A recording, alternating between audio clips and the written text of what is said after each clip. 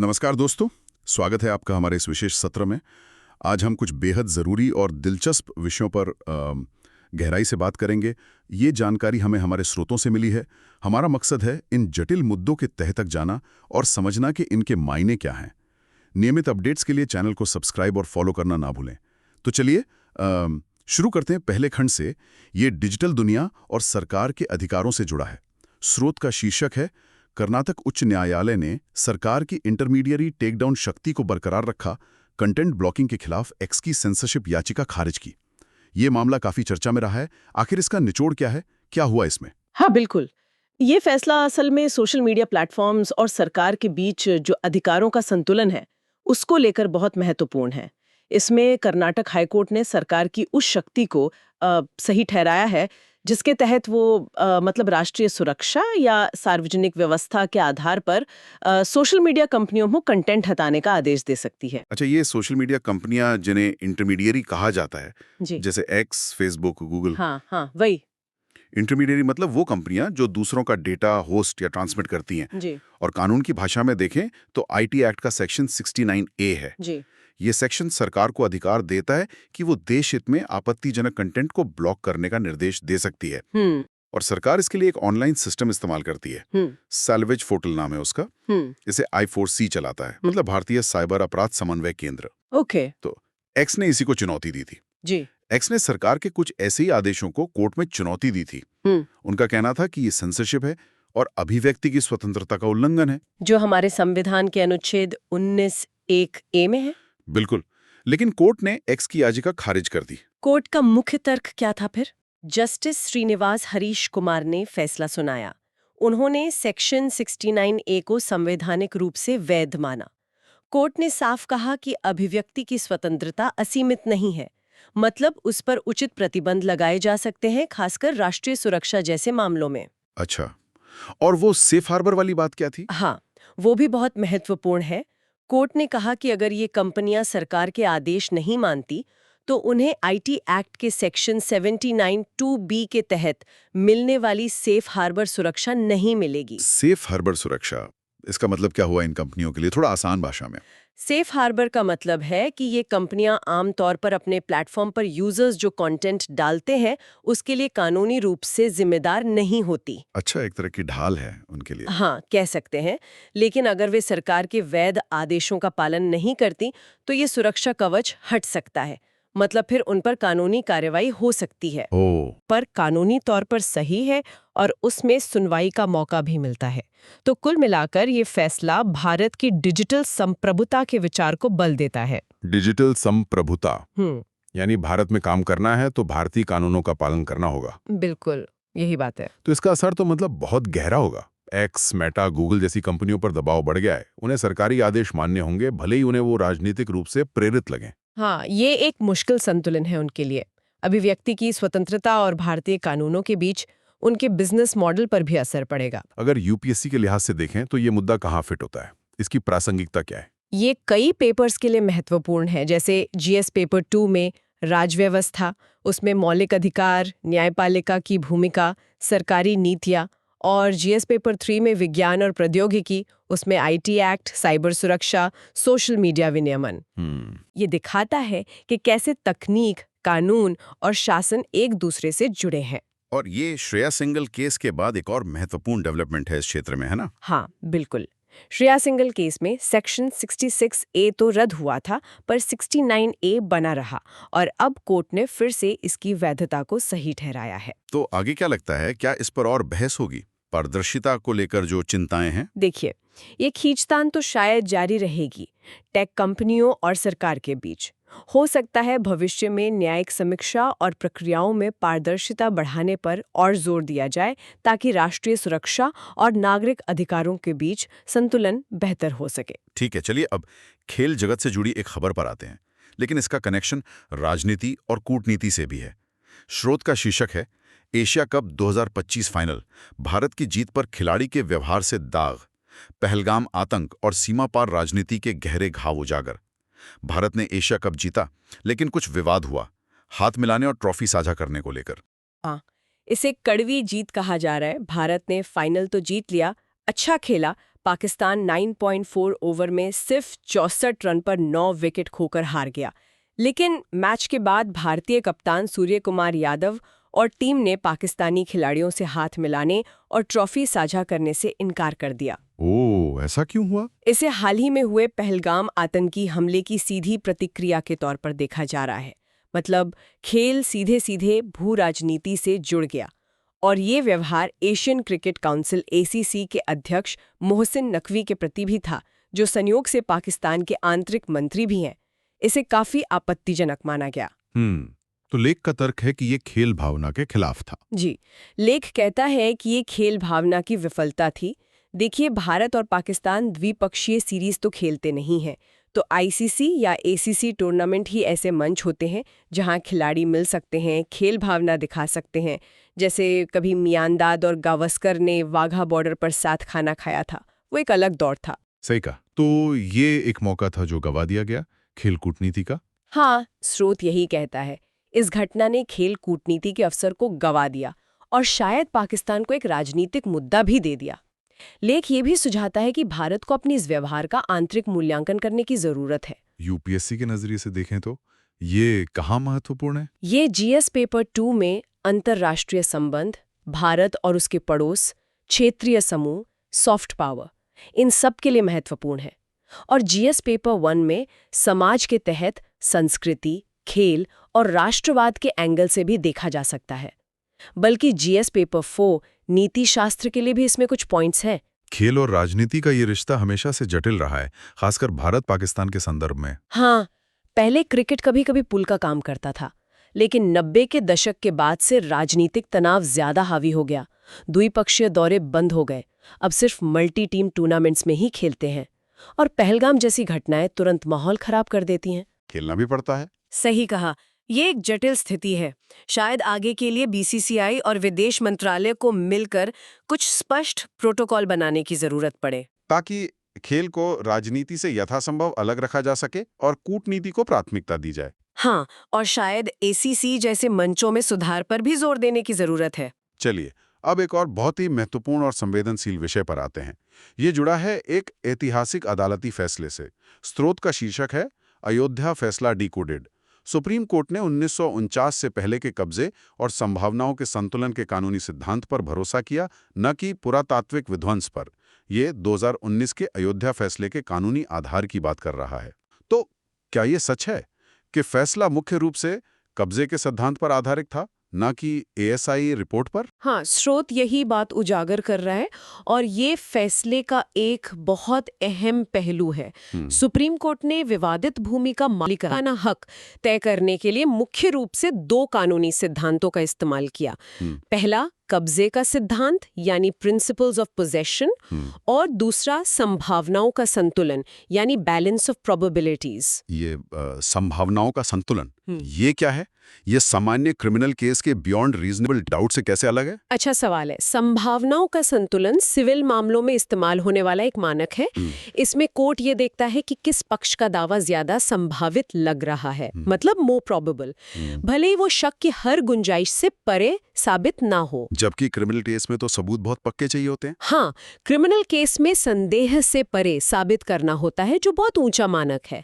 अयोध्या मामले में कोर्ट ने पाया कि बाहरी आंगन पर हिंदुओं का निर्बाध कब्जा था, जबकि अंदरूनी हिस्से पर मुसलमानों का विशेष और निर्बाध कब्जा खासकर 1857 के बाद निर्णायक रूप से साबित नहीं हो पाया। अच्छा, इसलिए संभावनाओं के संतुलन के आधार पर कोर्ट ने माना कि हिंदू पक्ष का दावा ज्यादा मजबूत था। तो इसका मतलब है कि कोर्ट ने ASI की रिपोर्ट को निर्णायक नहीं माना, जिसमें मस्जिद से पहले किसी ढांचे की बात थी। कोर्ट ने ASI रिपोर्ट पर गौर जरूर किया, लेकिन फैसले का मुख्य आधार उसे नहीं बनाया। स्रोत बताता है कि कोर्ट ने ASI रिपोर्ट को मस्जिद विध्वंस के दावे पर 4 सदियों से अनिर्णायक पाया। कोर्ट ने यह भी साफ किया कि ये फैसला किसी ऐतिहासिक या धार्मिक रिवायत पर आधारित नहीं है, बल्कि एक सिविल मुकदमे के जो स्थापित कानूनी सिद्धांत है और जो सबूत पेश किए गए उनके मूल्यांकन पर आधारित था। और एक बात और सामने आई थी कि पूर्व CJI जस्टिस चंद्रचूड़ ने बाद में स्पष्ट किया कि फैसले में विध्वंस या डिसिक्रेशन शब्द का इस्तेमाल नहीं हुआ था। जी हाँ, स्रोत में इसका जिक्र है। ये शायद कोर्ट की न्यायिक तटस्थता बनाए रखने की कोशिश को दिखाता है। मतलब फैसला ऐतिहासिक घटनाओं की पुष्टि करने के बजाय मौजूदा कानूनी मानकों के तहत संपत्ति विवाद को सुलझाने पर ज्यादा केंद्रित था। अगर यूपीएससी के नजरिए से देखें तो ये केस स्टडी कहाँ फिट होती है? ये कई जगह महत्वपूर्ण है। जीएस पेपर 2 में राजव्यवस्था, सुप्रीम कोर्ट के कार्य, ऐतिहासिक निर्णय, न्यायिक प्रक्रिया। जीएस पेपर 1 में इतिहास, खासकर मध्यकालीन और आधुनिक भारत और समाज में सांप्रदायिकता का मुद्दा। और जीएस पेपर 4 नीति शास्त्र में भी न्यायिक निष्पक्षता के लिहाज से ये अहम है। ये वाकई फैसले के कानूनी पहलुओं को समझने में मदद करता है। ये दिखाता है कि कैसे अदालतें इतने जटिल, ऐतिहासिक और भावनात्मक रूप से भरे मामलों में कानूनी सिद्धांतों का उपयोग करती हैं। लेकिन क्या संभावनाओं का संतुलन जैसे मानक का इस्तेमाल ऐसे संवेदनशील मामलों में भविष्य के लिए कोई मिसाल कायम करता है? इस पर कोई बहस है। ये एक बहस का मुद्दा जरूर है। कुछ आलोचक कह सकते हैं कि ये मानक थोड़ा व्यक्तिपरक हो सकता है, लेकिन समर्थक ये तर्क देते हैं कि जब निर्णायक सबूत न हो तो सिविल मामलों में न्याय करने का यही स्थापित तरीका है। महत्वपूर्ण ये है कि कोर्ट ने अपने तर्क और प्रक्रिया को फैसले में विस्तार से समझाया है। बिल्कुल। अच्छा, चलिए अब अंतर्राष्ट्रीय पटल पर चलते हैं। एक अलग विषय, स्रोत का विषय, सहायता से परे भारत समतामूलक, मांग संचालित दक्षिण-दक्षिण सहयोग SSTC को वैश्विक साझेदारी की नई नींव के रूप में आगे बढ़ा रहा है। ये दक्षिण-दक्षिण सहयोग क्या है और भारत इसमें कैसे नेतृत्व कर रहा है? दक्षिण-दक्षिण सहयोग यानी SSTC, south south and triangular cooperation. इसका मतलब है विकासशील देशों के बीच आपसी सहयोग। जो देश ग्लोबल साउथ कहलाते हैं, उनके बीच संसाधनों, तकनीक और ज्ञान का आदान प्रदान। अच्छा। इसमें कभी-कभी त्रिकोणीय सहयोग भी शामिल होता है। मतलब जहां कोई विकसित देश, जिसे नॉर्थ कहते हैं, या कोई अंतर्राष्ट्रीय संगठन इस सहयोग को सुविधाजनक बनाने में मदद करता है। तो ये उस पारंपरिक उत्तर दक्षिण सहायता मॉडल से अलग है, जहां विकसित देश विकासशील देशों को मदद करते थे। हाँ, बिल्कुल अलग है। वो पारंपरिक मॉडल अक्सर दाता देश की शर्तों पर आधारित होता था। SSTC बराबरी और आपसी लाभ पर ज्यादा जोर देता है, और भारत इसे वसुधैव कुटुंबकम यानी पूरी दुनिया एक परिवार है, इस दर्शन के साथ आगे बढ़ा रहा है। भारत का मॉडल इसमें कैसा है? क्या खासियत है? भारत का मॉडल मांग संचालित है, यानी डिमांड ड्रिवन। ये पार्टनर देश की जरूरतों पर केंद्रित होता है और कोशिश ये रहती है कि टिकाऊ समाधान दिए जाएं। इसके कुछ उदाहरण हैं? भारत क्या कर रहा है इस क्षेत्र में कॉन्क्रीटली? बिल्कुल। भारत का India UN development partnership fund IUNDPF एक प्रमुख उदाहरण है। इसके जरिए भारत ने 60 से ज्यादा देशों में 75 से अधिक परियोजनाएं फाइनेंस की हैं।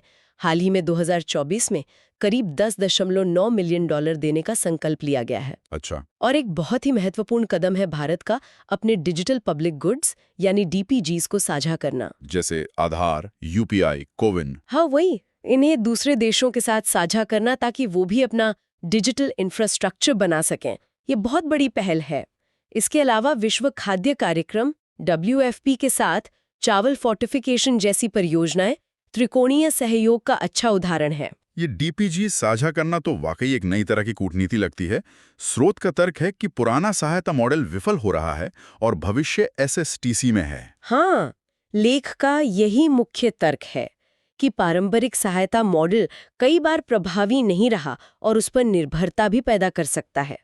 SSTC विकासशील देशों को आत्मनिर्भर बनाने और सतत विकास लक्ष्यों SDGs को 2030 तक हासिल करने में ज्यादा मददगार हो सकता है। और UPSC के लिए इसकी प्रासंगिकता बहुत ज्यादा है।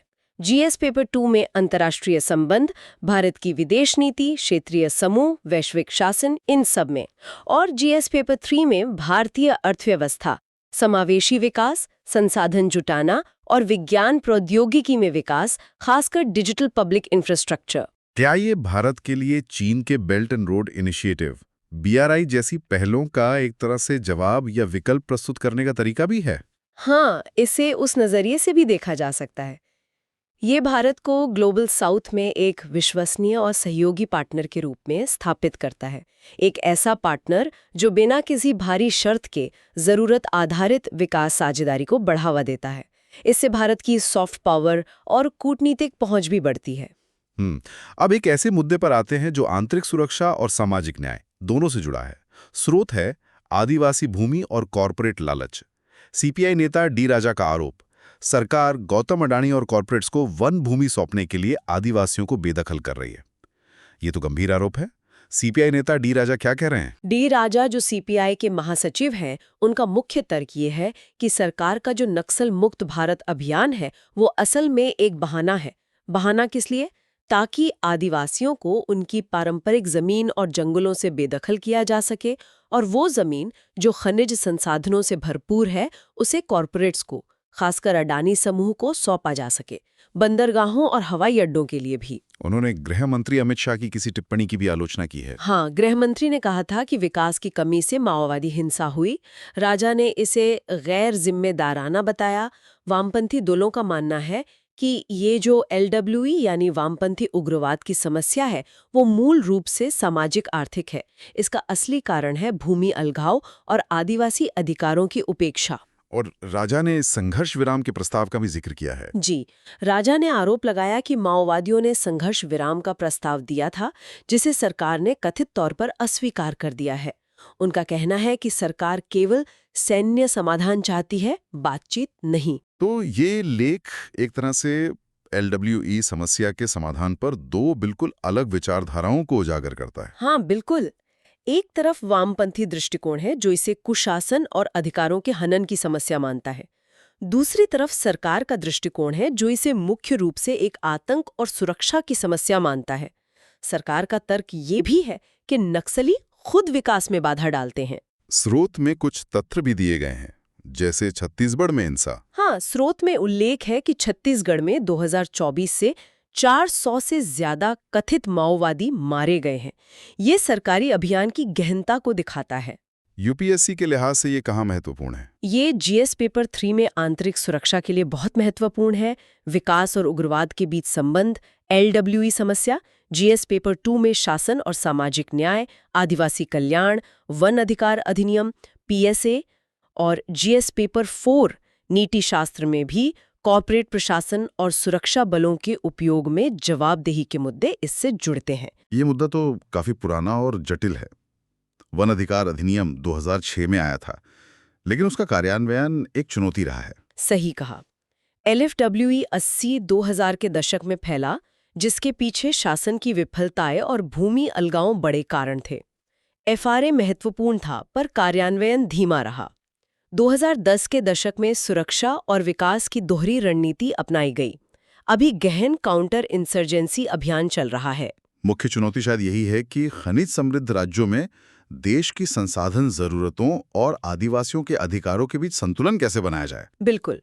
आगे की राह में शायद भूमि उपयोग की स्वतंत्र निगरानी, विकास पर सार्थक संवाद और आदिवासी सशक्तिकरण, मतलब एफआरपेसा का पूर्ण कार्यान्वयन शामिल होना चाहिए। चलिए अब पड़ोसी देश पाकिस्तान और आतंकवाद के मुद्दे पर आते हैं। भारत का रुख इस पर क्या है? स्रोत का शीर्षक है पाकिस्तान की आतंकवाद विरोधी भूमिका, तर्क से परे। भारत ने हार्ड हिटिंग ऑपेड में आतंकी पारिस्थितिकी तंत्र और संयुक्त राष्ट्र के गैर अनुपालन का पर्दाफाश किया। ये हार्ड हिटिंग ऑपेड क्या कह रहा है? पाकिस्तान की दोहरी नीति की आलोचना। हाँ, ये लेख जिसे कमांडर गौरी मिश्रा ने लिखा है, पाकिस्तान की आतंकवाद नीति की तीखी आलोचना करता है। लेख का मुख्य तर्क है कि पाकिस्तान का ये दावा कि वो आतंकवाद के खिलाफ है अतार्किक और बेईमान है। एक तरफ वो खुद को पीड़ित बताता है, दूसरी तरफ आतंकवादियों को पनाह देता है। इसमें आतंक पारिस्थितिकी तंत्र, टेरर इकोसिस्टम का जिक्र है। जी, इसका मतलब है लश्कर-ए-तैयबा, जैश-ए-मोहम्मद जैसे संगठन जो पाकिस्तान की धरती से खुलेआम काम करते हैं और जिन्हें लेख के अनुसार पाकिस्तानी प्रतिष्ठान का संरक्षण प्राप्त है। कहा गया है कि ये समूह सीधे पाकिस्तानी सेना और आईएसआई के इशारों पर काम करते हैं और पाकिस्तान जो कभी-कभी कार्रवाई करता दिखता है, जैसे एफएटीएफ, ग्रे लिस्ट से बाहर आने के लिए। लेख कहता है कि वो सब केवल दिखावा है, कूटनीतिक मजबूरी है, जैसे $1 बिलियन आईएमएफ ऋण की जरूरत। ये कोई वास्तविक प्रतिबद्धता नहीं है। पाकिस्तान का यूएन मानवाधिकार परिषद या यूएनएससी सीट के लिए प्रयास करना भी उसके रिकॉर्ड के बिल्कुल विपरीत है। हाल ही में वो लीबिया से यूएनएससी सीट हार भी गया। लेख चेतावनी देता है कि भारत परमाणु ब्लैकमेल की आड़ में आतंकवाद बर्दाश्त नहीं करेगा। तो भारत की जवाबी रणनीति क्या है इसके प्रति? उसमें कई चीजें शामिल हैं। सैन्य प्रतिक्रिया की संभावना, कूटनीतिक अलगाव, आतंकवाद के वित्त पोषण पर रोक लगाना और अपने खुफिया तंत्र को मजबूत करना। यूपीएससी के लिए इसकी प्रासंगिकता। ये जीएस पेपर 3 आंतरिक सुरक्षा, सीमा पार आतंकवाद, बाहरी राज्यकर्ता, जीएस पेपर 2 अंतर्राष्ट्रीय संबंध, भारत और पड़ोस, वैश्विक सुरक्षा में भारत की भूमिका और जीएस पेपर 4 नीतिशास्त्र, अंतर्राष्ट्रीय संबंधों में नैतिक दुविधाएं के लिए बहुत महत्वपूर्ण है। ये मुद्दा तो दशकों से चला आ रहा है। 90s 2000 के दशक में राज्य प्रायोजित आतंकवाद बढ़ा। 2008 मुंबई हमला एक चरम बिंदु था। हाँ, और 2019 पुलवामा हमले के बाद भारत ने एक ज्यादा निर्णायक रणनीति अपनाई है। पाकिस्तान 2024 में FATF ग्रे लिस्ट में भी रहा, लेकिन अप्रैल 2025 का पहलगाम हमला दिखाता है कि खतरा अभी बना हुआ है। भारत ने पाकिस्तान को कूटनीतिक रूप से अलग थलग करने में कुछ सफलता तो पाई है। हाँ, पाई है। आगे की राह में शायद FATF जैसे मंचों का दबाव बनाए रखना, जीरो टॉलरेंस कूटनीति जारी रखना, सीमाओं और खुफिया तंत्र को और सुरक्षित करना, और साथ ही जम्मू कश्मीर में राजनीतिक समाधान को प्राथमिकता देना शामिल होगा। ठीक है, अब थोड़ा अर्थव्यवस्था की ओर रुख करते हैं। आरबीआई की मौद्रिक नीति पर स्रोत है, आरबीआई की MPC मुद्रास्फीति में गिरावट के बावजूद दरें रोक सकती है। जीएसटी टेलविंड्स CPI प्रिंट्स को कम करते हैं, लेकिन भविष्य का रुझान ऊपर की ओर बना हुआ है। तो मुद्दा यह है कि क्या आरबीआई रेपो रेट घटाएगा या नहीं। हाल में GST सुधारों से महंगाई कुछ कम हुई है। हाँ, यही मुख्य सवाल है आरबीआई की मौद्रिक नीति समिति MPC के सामने उनकी अक्टूबर 2025 की समीक्षा में। MPC ही रेपो रेट तय करती है। रेपो रेट वो दर है जिस पर आरबीआई बैंकों को पैसा उधार देता है। जीएसटी टेलविंड्स का मतलब है जीएसटी सुधारों का सकारात्मक असर। उम्मीद है कि इससे Q3 FY27 में CPI यानी उपभोक्ता मूल्य सूचकांक आधारित मुद्रास्फीति 25-50 आधार अंक कम हो सकती है। तो अगर महंगाई कम हो रही है तो दरें घटानी चाहिए। दर कटौती के पक्ष में यही तर्क है। जीएसटी प्रभाव से CPI अक्टूबर-नवंबर 2025 में शायद नए निचले स्तर पर आ जाए। ICRI का अनुमान है कि FY26 का औसत CPI 2.6% रह सकता है। इससे कटौती के लिए जगह बनती दिखती है। लेकिन फिर दरें स्थिर रखने का तर्क क्यों दिया जा रहा है? क्योंकि दरें स्थिर रखने स्टेटस को के पक्ष में तर्क ये है कि जीएसटी का ये असर शायद अस्थायी हो। मध्यम अवधि में देखें तो मजबूत घरेलू मांग और टैरिफ दबावों के कारण मुद्रास्फीति का रुझान ऊपर की ओर ही बना हुआ है। अच्छा, इसे लेनदार की दुविधा कहा गया है। हाँ, एक तरह से MPC को ये तय करना है कि वो इस अस्थायी राहत पर प्रतिक्रिया दे या लंबे अवधि की मुद्रास्फीति के जोखिमों पर ध्यान केंद्रित करे। ज्यादातर विश्लेषक मान रहे हैं कि MPC शायद दरें स्थिर ही रखेगी। स्रोत में कुछ आंकड़े भी हैं। हाँ, जैसे GST प्रभाव से CPI में 25-50 BPS की कमी का अनुमान ICRIA और FY26 में औसत CPI 2.6% रहने का अनुमान ICRIA, लेकिन संभावित MPC परिणाम यथास्थिति बताया जा रहा है। यूपीएससी के लिए ये GS पेपर 3 भारतीय अर्थव्यवस्था के लिए कोर टॉपिक है। मौद्रिक नीति, मुद्रास्फीति, सरकारी बजटिंग, RBI MPC के कार्य। MPC 2016 में बनी थी, GST 2017 में आया। आरबीआई का मुख्य लक्ष्य मूल्य स्थिरता रहा है। हाँ, और अब 2025 के GST सुधार एक नया फैक्टर ले आए हैं। MPC को इस अस्थायी GST प्रभाव से परे देखना होगा। तो आगे MPC को क्या करना चाहिए? शायद एक डेटा संचालित लेकिन भविष्योन्मुखी रुख अपनाना होगा। मुद्रास्फीति प्रबंधन के लिए राजकोषीय उपकरणों का भी इस्तेमाल हो सकता है, और अगर मुद्रास्फीति नियंत्रण में दिखे तो विकास पर ध्यान केंद्रित करना होगा। चलिए, अब एक और महत्वपूर्ण विषय पर आते हैं जो भविष्य की ऊर्जा और अर्थव्यवस्था के लिए बेहद जरूरी है।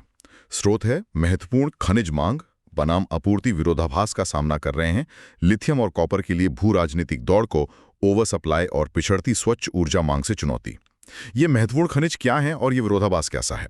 हमने पहले भी थोड़ी बात की थी इस पर। हाँ, महत्वपूर्ण खनिज क्रिटिकल मिनरल्स वो खनिज हैं जो आधुनिक तकनीक, रक्षा उद्योग और खासकर स्वच्छ ऊर्जा प्रौद्योगिकियों के लिए अनिवार्य हैं, जैसे बैटरीज, सोलर पैनल, इलेक्ट्रिक वाहन EVs। लिथियम, कोबाल्ट, निकल, कॉपर, रेयर अर्थ एलिमेंट्स इसके कुछ उदाहरण हैं। और विरोधाभास? विरोधाभास ये है कि लंबी अवधि में इनकी मांग बहुत ज्यादा बढ़ने वाली है। जैसे स्रोत बताता है कि 2035 तक ईवीज के लिए लिथियम, निकल, कोबाल्ट, मैंगनीज की मांग तिगुनी हो सकती है। कॉपर की मांग भी बहुत बढ़ेगी। लेकिन अभी कम समय के लिए बाजार में इनकी सप्लाई मांग से ज्यादा हो गई है, मतलब ओवर सप्लाई है। और इस वजह से इनकी कीमतें गिर रही हैं। जैसे कॉपर की कीमत 26 सितंबर 2025 को 10,181.50 प्रति टन थी, जो कि कई सालों का निचला स्तर है। ये मार्च 2022 के शिखर से काफी नीचे है। तो भविष्य में मांग बहुत ज्यादा, लेकिन अभी सप्लाई ज्यादा है। ऐसा क्यों रहा है? इसके दो मुख्य कारण लगते हैं। पहला, भविष्य की भारी मांग को देखते हुए कई नई खदानें तेजी से खोली गई हैं या उत्पादन बढ़ाया गया है। दूसरा, वैश्विक अर्थव्यवस्था में थोड़ी सुस्ती है और कुछ देशों में स्वच्छ ऊर्जा अपनाने की रफ्तार शायद उम्मीद से थोड़ी धीमी है। तो वर्तमान मांग उतनी तेजी से नहीं बढ़ी। नतीजा, फिलहाल बाजार में माल ज्यादा है और कीमतें कम है। तो क्या ये अच्छी खबर नहीं है कि कीमतें कम हैं उपभोक्ताओं के लिए? छोटी अवधि में शायद हाँ, लेकिन नीति निर्माताओं और उद्योगों के लिए ये एक चेतावनी है। स्रोत आगाह कर रहा है कि मौजूदा ओवर सप्लाई और कम कीमतों से धोखा नहीं खाना चाहिए। क्यों? क्योंकि एक नई खदान को पूरी तरह विकसित होने में 10-15 साल लग जाते हैं। अगर कम कीमतों के कारण नए निवेश रुक गए, तो भविष्य में जब मांग वाकई तेजी से बढ़ेगी, जो कि ऊर्जा परिवर्तन यानी एनर्जी ट्रांजिशन के लिए जरूरी है, तब भारी कमी हो सकती है। और तब कीमतें आसमान छू सकती हैं। बिल्कुल। स्रोत कहता है कि 2026 में शायद अधिशेष रहे, पर 2027 से घाटा अपेक्षित है। और इसमें भू राजनीति का क्या एंगल है?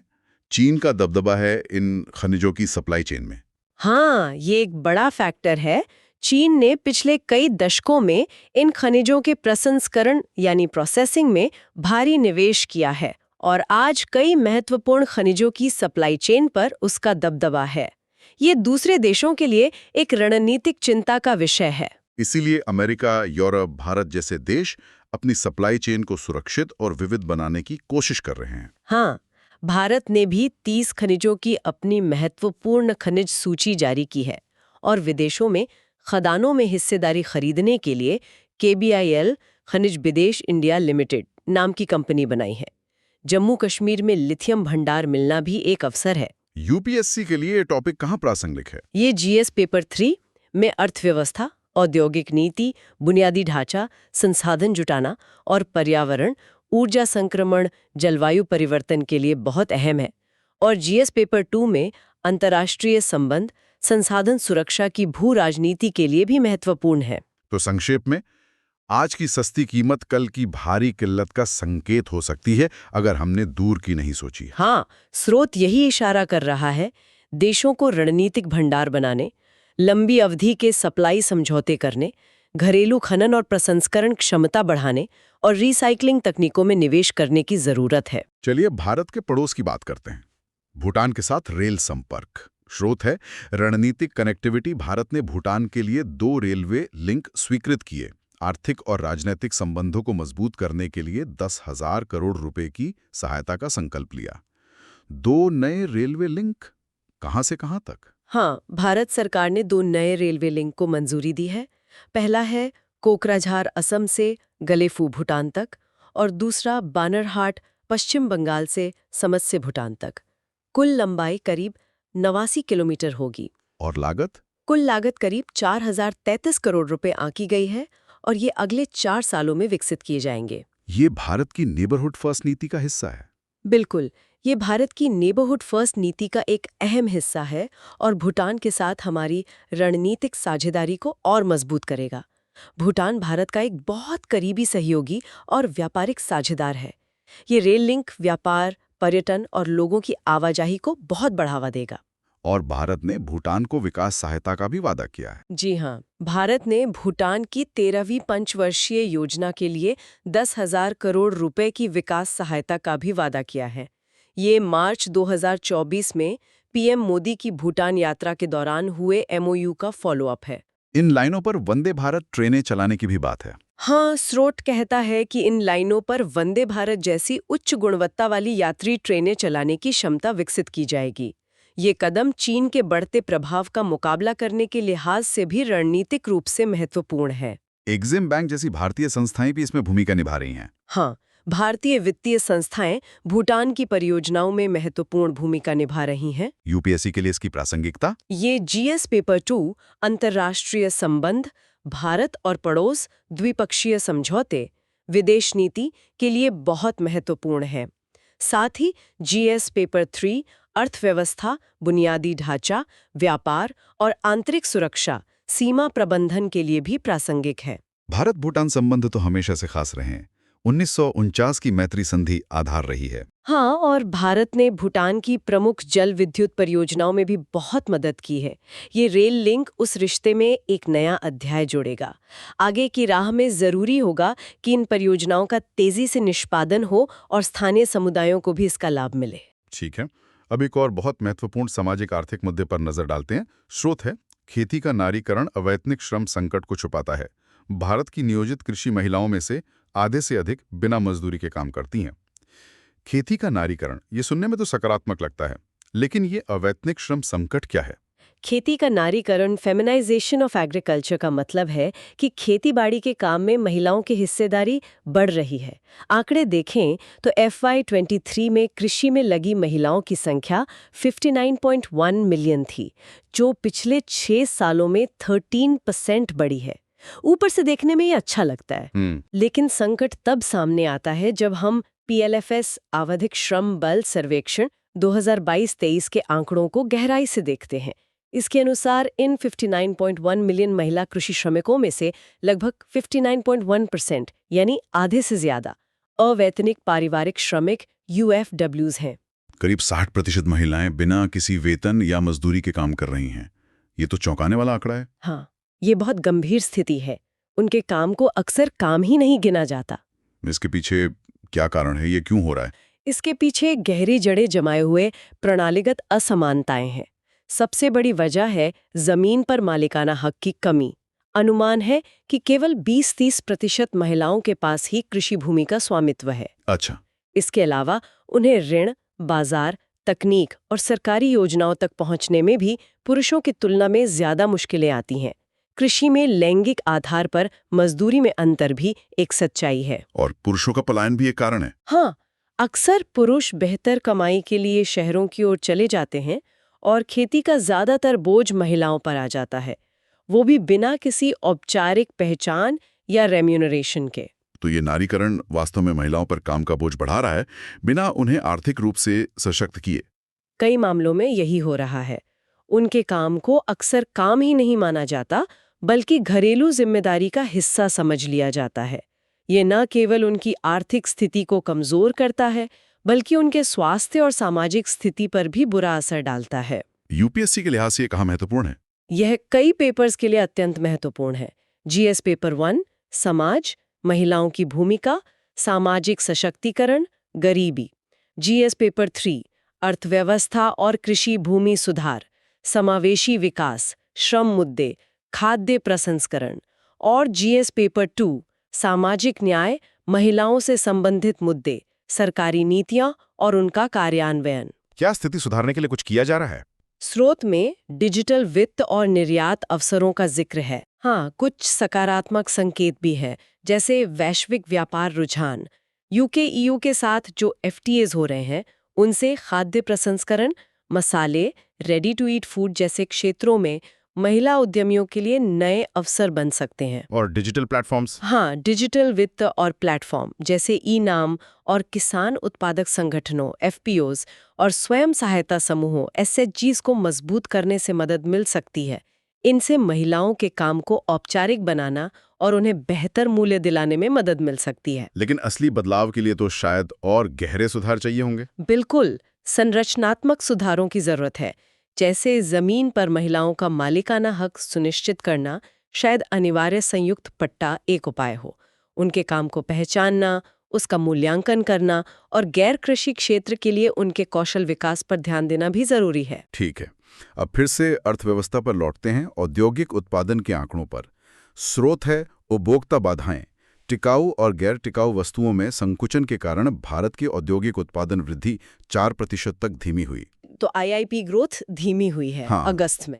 हाँ, अगस्त 2025 के लिए भारत के औद्योगिक उत्पादन सूचकांक आईआईपी की वृद्धि धीमी होकर 4% रह गई।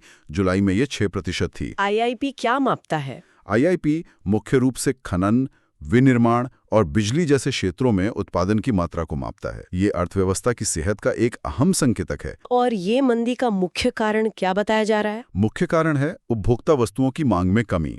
खासकर उपभोक्ता टिकाऊ वस्तुएं जैसे कार, फ्रिज, वॉशिंग मशीन वगैरह, इनमें 3.5% का संकुचन यानी गिरावट देखी गई। और उपभोक्ता गैर टिकाऊ वस्तुएं मतलब रोजमर्रा का सामान जैसे साबुन, तेल, बिस्किट, इनमें तो 6.3% का बड़ा संकुचन देखा गया। ये 8 महीने में सबसे खराब आंकड़ा है। ये तो चिंता की बात है। ये सीधे सीधे घरेलू मांग में बड़ी गिरावट का संकेत है। हाँ बिल्कुल, ये दिखाता है कि लोग टिकाऊ और रोजमर्रा की चीजों पर खर्च करने में हिचक रहे हैं। लेकिन क्या सभी क्षेत्रों में गिरावट है? नहीं, ऐसा नहीं है। कुछ सकारात्मक संकेत भी हैं, जैसे प्राथमिक वस्तु क्षेत्र, हाँ, प्राइमरी गुड्स। जिसमें कोयला, बिजली, कच्चा तेल आता है। इसमें 5.2% की मजबूत वृद्धि हुई, जो 7 महीने का उच्च स्तर है। और खनन और उत्खनन क्षेत्र में भी 6% की अच्छी वृद्धि देखी गई, जो 14 महीने का उच्च स्तर है। तो इसका मतलब है कि औद्योगिक इनपुट की मांग ठीक है, लेकिन फाइनल कंज्यूमर डिमांड कमजोर है। हाँ, कुछ हद तक यही तस्वीर उभर रही है। विनिर्माण क्षेत्र की वृद्धि भी धीमी होकर 3.8% रह गई, जो जुलाई में 6% थी। विश्लेषक ये भी कह रहे हैं कि इन आंकड़ों में हाल के जीएसटी सुधारों या सितंबर में लागू टैरिफ का पूरा प्रभाव शायद अभी शामिल नहीं है, तो थोड़ी सावधानी बरतनी चाहिए। ये स्थिति आरबीआईएमपीसी के लिए भी दुविधा पैदा करती होगी। हाँ, क्योंकि एक तरफ औद्योगिक इनपुट मजबूत है, लेकिन उपभोक्ता मांग कमजोर है। ये त्योहारी सीजन से पहले घरेलू खर्च को बढ़ाने के लिए शायद कुछ लक्षित राजकोषीय उपायों की जरूरत की ओर इशारा करता है। यूपीएससी के लिए ये टॉपिक, ये जीएस पेपर 3 भारतीय अर्थव्यवस्था के लिए बहुत महत्वपूर्ण है। वृद्धि और विकास, औद्योगिक नीति, आईआईपी, मैक्रो इकोनॉमिक संकेतक और सरकारी बजटिंग राजकोषीय उपायों का प्रभाव से भी जुड़ता है। आईआईपी तो हमेशा से अर्थव्यवस्था का एक अहम बैरोमीटर रहा है।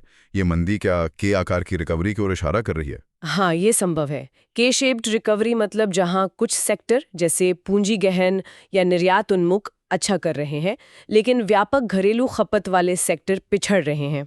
आने वाला त्योहारी सीजन काफी महत्वपूर्ण होगा। बिल्कुल, आगे की राह में शायद लक्षित राजकोषीय प्रोत्साहन, जीएसटी लाभों की निगरानी, मजदूरी वृद्धि को बढ़ावा देना और डेटा पारदर्शिता बनाए रखना शामिल होगा। चलिए अब उत्तर भारत के एक संवेदनशील क्षेत्र लद्दाख की ओर चलते हैं। स्रोत है लद्दाख समूहों ने एमएचए संवाद प्रस्ताव अस्वीकार किया। संवैधानिक सुरक्षा उपायों पर बातचीत, सामूहिक विरोध के गन पॉइंट पर करने की मांग। लद्दाख में फिर से तनाव, वहां के समूह बातचीत क्यों नहीं कर रहे हैं? हाँ, लद्दाख के जो प्रमुख राजनीतिक गठबंधन है, ले एपेक्स बॉडी एलएबी और कारगिल डेमोक्रेटिक अलायंस केडीए, उन्होंने केंद्रीय गृह मंत्रालय एमएचए के साथ बातचीत के ताज़ा प्रस्ताव को अस्वीकार कर दिया है। उनकी मुख्य मांगे क्या हैं? उनकी मुख्य मांगे हैं संवैधानिक सुरक्षा उपाय। इसमें 4 प्रमुख बातें हैं। लद्दाख को राज्य का दर्जा देना, इसे संविधान की 6ठी अनुसूची में शामिल करना, लद्दाख के लिए 2 लोकसभा सीटें और स्थानीय लोगों के लिए नौकरी आरक्षण नीति। और उन्होंने बातचीत से इनकार क्यों किया? गन पॉइंट पर बातचीत का क्या मतलब है? उनका कहना है कि जब उनके नेता जैसे सोनम वांगचुक हिरासत में है और प्रदर्शनकारियों पर पुलिस कार्रवाई हो रही है, तो ऐसे माहौल में बातचीत नहीं हो सकती। उनका मानना है कि सरकार पहले दमनकारी कार्रवाई बंद करे, नेताओं को रिहा करे, तभी सार्थक बातचीत संभव है। इसीलिए उन्होंने कहा कि बातचीत गन पॉइंट पर नहीं हो सकती। वो 24 सितंबर की पुलिस कार्रवाई की न्यायिक जांच की भी मांग कर रहे हैं। जी हाँ, उस कार्रवाई में कथित तौर पर 4 लोगों की मौत हुई थी। वे इसकी न्यायिक जांच चाहते हैं। उन्होंने उन आरोपों को भी खारिज कर दिया है जिनमें उन्हें राष्ट्र विरोधी या विदेशी तत्वों से जुड़ा हुआ बताया जा रहा है। सरकार का रुख क्या है? एमएचए क्या कह रहा है? एमएचए का कहना है कि बातचीत के दरवाजे खुले हैं। उन्होंने एक उच्चाधिकार प्राप्त समिति एचपीसी भी बनाई है, लेकिन साथ ही कुछ प्रमुख नेताओं पर एनएसए जैसी दंडात्मक कार्रवाई भी जारी है। तो ये एक तरह का गतिरोध है और विश्वास का संकट भी। हाँ, ये एक गहरा गतिरोध और विश्वास का संकट दिखाता है, और वो भी एक ऐसे क्षेत्र में जो रणनीतिक रूप से बहुत संवेदनशील है। यूपीएससी के लिहाज से ये कहाँ महत्वपूर्ण है? ये जीएस पेपर 2, राज व्यवस्था और शासन, संघ और राज्यों के कार्य, संघीय ढांचा, संवैधानिक तंत्र, आंतरिक सुरक्षा के लिए बहुत महत्वपूर्ण है। और जीएस पेपर 3, आंतरिक सुरक्षा, सीमा क्षेत्र प्रबंधन, और जीएस पेपर 4, नीति शास्त्र, जवाबदेही, सुरक्षा बलों का उपयोग से भी संबंधित है। लद्दाख अगस्त 2019 में यूटी बना था, उसके बाद से ही ये मांगे उठ रही हैं। हाँ, 2020 से एलएबी और केडीए एकजुट होकर छठी अनुसूची की मांग कर रहे हैं। सितंबर 2025 में ये संकट और गहरा गया। वर्तमान स्थिति रणनीतिक रूप से ठीक नहीं है। सरकार शायद छठी अनुसूची जैसे कुछ सुरक्षा उपाय प्रदान करके स्थिति को संभाल सकती है। तो आगे क्या हो सकता है? समाधान कैसे निकलेगा? आगे की राह में शायद हिरासत में लिए गए नेताओं को रिहा करना, छठी अनुसूची पर गंभीरता से बातचीत करना, पुलिस कार्रवाई की स्वतंत्र जांच शुरू करना और स्थानीय समुदायों को सशक्त बनाने के लिए शक्तियों का विकेंद्रीकरण करना शामिल हो सकता है। ठीक है। अब अंतर्राष्ट्रीय संबंधों पर एक और नजर डालते हैं, भारत और यूरोपीय संघ के रिश्तों पर। स्रोत है, भारत यूरोपीय संघ संबंध गहरे हुए, लेकिन रूस का सवाल बना हुआ है। यूरोपीय दूतों ने भारत से मॉस्को नीति के साथ रणनीतिक साझेदारी को स्क्वायर करने की मांग की। भारत ईयू संबंध तो अच्छे हो रहे हैं, लेकिन रूस को लेकर कुछ मतभेद है। हाँ, ये लेख भारत की विदेश नीति की एक अहम दुविधा को दिखाता है।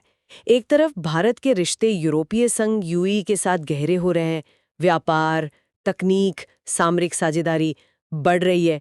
दूसरी तरफ भारत की रूस के साथ पुरानी और मजबूत रणनीतिक साझेदारी है, खासकर रक्षा और ऊर्जा में। तो ईयू को क्या आपत्ति है? रूस प्रश्न क्या है? रूस प्रश्न का मतलब है रूस यूक्रेन संघर्ष और पश्चिमी प्रतिबंधों के बावजूद भारत की रूस के साथ निरंतर साझेदारी।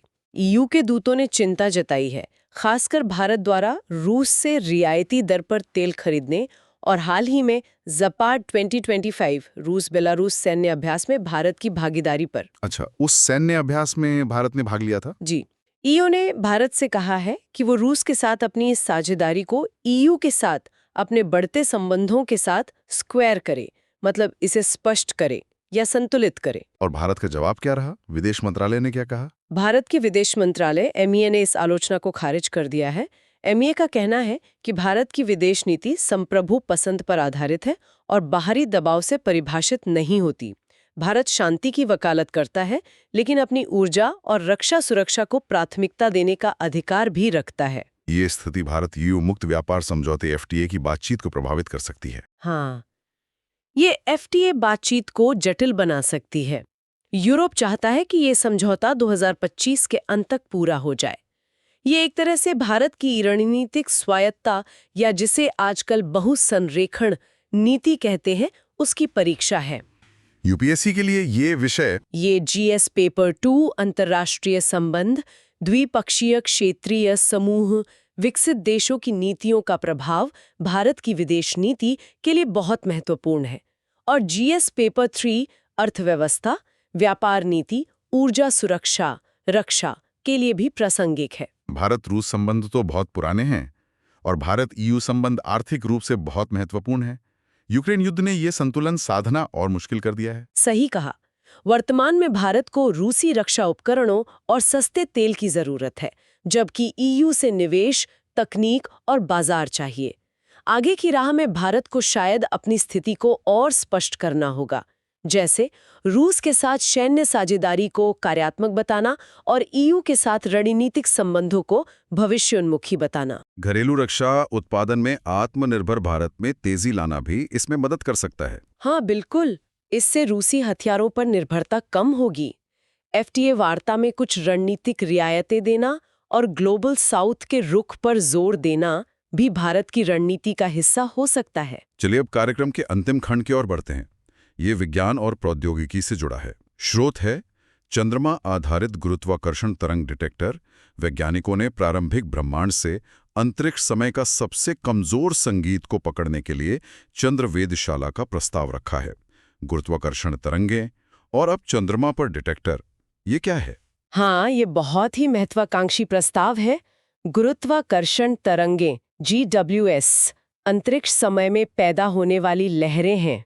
ये तब बनती हैं जब ब्रह्मांड में बहुत बड़ी घटनाएं होती हैं, जैसे दो ब्लैक होल का आपस में विलय होना या न्यूट्रॉन तारों का टकराना। इन्हें 2015 में लाइगो ने पहली बार डिटेक्ट किया था ना? हाँ, 2015 में लाइगो ने इन्हें सीधे तौर पर पहली बार डिटेक्ट किया था, जिसके लिए नोबेल पुरस्कार भी मिला। अब वैज्ञानिक पृथ्वी से भी आगे जाकर चंद्रमा पर एक वेधशाला बनाने का प्रस्ताव रख रहे हैं, इन तरंगों को और बेहतर तरीके से पकड़ने के लिए। स्रोत में अंतरिक्ष समय के सबसे कमजोर संगीत का जिक्र है, इसका क्या मतलब है? ये एक रूपक है। ये उन बहुत ही निम्न आवृत्ति लो फ्रीक्वेंसी वाली गुरुत्वाकर्षण तरंगों के लिए इस्तेमाल किया गया है, जो शायद ब्रह्मांड के बिल्कुल शुरुआती पलों में बनी थी, या फिर सुपरमैसिव ब्लैक होल के रिले जैसी विशाल घटनाओं से आती हैं। इन्हें पकड़ना बहुत मुश्किल है, इसीलिए सबसे कमजोर संगीत कहा गया है। और चंद्रमा पर वेधशाला क्यों? पृथ्वी पर लाइगो तो है ही। पृथ्वी पर लाइगो उच्च आवृत्ति वाली GWS को पकड़ने में सक्षम है, लेकिन वो पृथ्वी के अपने शोर जैसे भूकंपीय गतिविधियां, इंसानी गतिविधियां से सीमित है। चंद्रमा पर आवरण नहीं है, वहां निर्वात है और भूकंपीय रूप से वो पृथ्वी से कहीं ज्यादा शांत है। इसलिए वो निम्न आवृत्ति वाली तरंगों को पकड़ने के लिए एक आदर्श जगह हो सकती है। एक लीसा मिशन भी तो है जो अंतरिक्ष में जाएगा। हाँ, लीसा लेजर इंटरफेरोमीटर स्पेस एंटेना एक प्रस्तावित अंतरिक्ष आधारित डिटेक्टर है जो निम्न आवृत्ति GWS का पता लगाएगा। लेकिन ये जो प्रस्तावित लूनर ग्रेविटेशनल वेव ऑब्जर्वेटरी है LGWO, इसका लक्ष्य उन अति निम्न आवृत्तियों अल्ट्रा लो फ्रीक्वेंसीज को पकड़ना है जो शायद लीसा से भी छूट जाएं। अच्छा, तो ये और भी पुरानी और बड़ी घटनाओं के बारे में जानकारी दे सकता है। हाँ, ये तरंगें सुपरमैसिव ब्लैक होल के विलय, आकाशगंगाओं के निर्माण, कॉस्मिक वेब और शायद क्वांटम ग्रेविटी जैसी मूलभूत अवधारणाओं को समझने में मदद कर सकती हैं। लेकिन ये एक बहुत बड़ी तकनीकी चुनौती है। इसके लिए अत्यधिक सटीकता की जरूरत होगी। परमाणु के आकार से भी छोटी हलचल को पकड़ना होगा। UPSC के लिए इसकी प्रासंगिकता? ये GS पेपर 3 विज्ञान और प्रौद्योगिकी, अंतरिक्ष, खगोल विज्ञान, नई तकनीकें के लिए बहुत महत्वपूर्ण है। और GS पेपर 2 अंतर्राष्ट्रीय संबंध में विज्ञान में वैश्विक सहयोग के पहलू से भी जुड़ता है, क्योंकि ऐसी परियोजनाएं अक्सर अंतर्राष्ट्रीय सहयोग से ही संभव होती हैं। भारत भी तो लाइगो इंडिया परियोजना में भागीदार है। हाँ, भारत लाइगो इंडिया के साथ वैश्विक GW कार्यक्रम में एक महत्वपूर्ण भागीदार है। और इसरो की चंद्रयान सफलताएं भी चंद्रमा पर मिशन करने की हमारी क्षमता को दिखाती हैं। भारतीय वैज्ञानिकों ने ही इस चंद्र डिटेक्टर का प्रस्ताव रखा है। तो आगे क्या होगा? इस पर काम शुरू हो गया है? अभी ये प्रस्ताव के स्तर पर है। आगे विस्तृत व्यवहार्यता अध्ययन, फीजिबिलिटी स्टडीज की जरूरत होगी, अंतर्राष्ट्रीय सहयोग हासिल करना होगा और जरूरी सटीक तकनीक विकसित करनी होगी। ये एक लंबी अवधि की परियोजना होगी। तो दोस्तों, ये थी आज की विस्तृत चर्चा। हमने कई अहम मुद्दों को कवर किया। कर्नाटक HC के फैसले से लेकर अयोध्या के कानूनी बारीकियों तक, दक्षिण सहयोग से लेकर लद्दाख संकट तक, भारत EU संबंधों से लेकर चंद्रमा पर वैज्ञानिक महत्वाकांक्षाओं तक। हाँ, हमने देखा कि कैसे ये सभी मुद्दे कानूनी, भू-राजनीतिक, सामाजिक, आर्थिक और वैज्ञानिक आपस में जुड़े हुए हैं और ये भारत की वर्तमान और भविष्य की दिशा को आकार दे रहे हैं।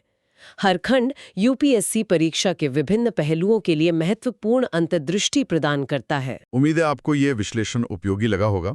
अब एक विचार आपके लिए छोड़ जाते हैं। हमने आज तकनीक के प्रभाव की बात की, चाहे वो सोशल मीडिया हो, डिजिटल पब्लिक गुड्स हो या गुरुत्वाकर्षण तरंग डिटेक्टर।